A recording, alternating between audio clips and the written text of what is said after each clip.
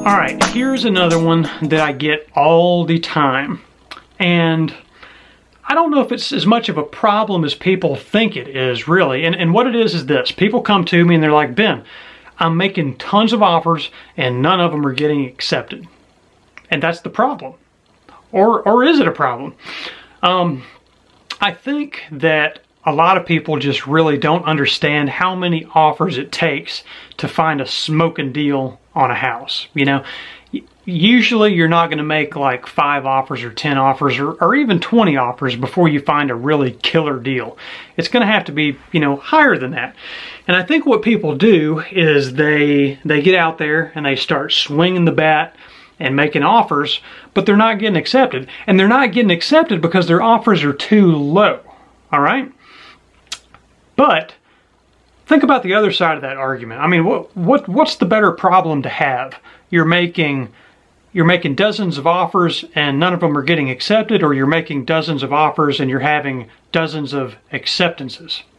You know, you really want the deals that you're getting under contract to be killer deals. You want it to be something that you know you're going to be making money on.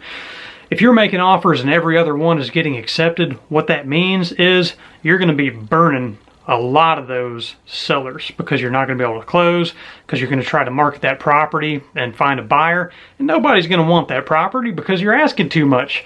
You know what I mean? So I think people just kind of need to adjust their expectations a little bit and really understand that it takes a lot of offers to get deals accepted. Now, if you find that you're making, you know, 1,000 offers, or that might be too high. If you find that you're making like 100 offers and you're not getting anything accepted, okay, maybe you've got a problem at that point. But I feel that if you make 100 low offers, somebody's going to be coming around to you and you're going to get an acceptance. I don't know if it's possible to make 100 offers to motivated sellers and not get an acceptance. You know, I mean, it's just, I mean, there are people out there that need to sell their house. There are people out there that are begging you to buy their house. I love being on the phone with a motivated seller. It's like you can't say anything wrong. It's like, you know, they want it sold so bad. Money really isn't what they're most focused on. They want out of that house. And unless you've been on the phone with a couple motivated sellers and you really kind of can understand my side of the argument, you know, it might be hard for you to imagine that there are people out there like that. But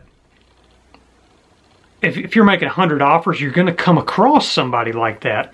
And regardless of, you know, how low your offer is, you're going to have a deal, all right? So just be sure that if you feel like you have the same problem, that none of your offers are being accepted, think about how many offers you're making. You know, are you coming to that conclusion when you've made, you know, 10, 20, 30 offers? Or are you coming to that conclusion after you've made 100?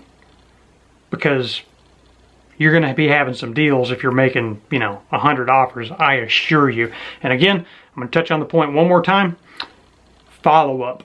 If you're making 100 low offers on houses, and you're doing a really good job on follow-up, you're whether you know it or not, you're sitting on top of money. Those houses that you're following up on, they're going to start popping off at some point. They're going to be calling you back. They're going to be asking you if the offer is still valid. And man, you're going to be picking up great deals on houses. So it might not be as much of a problem as you think. All right, moving on.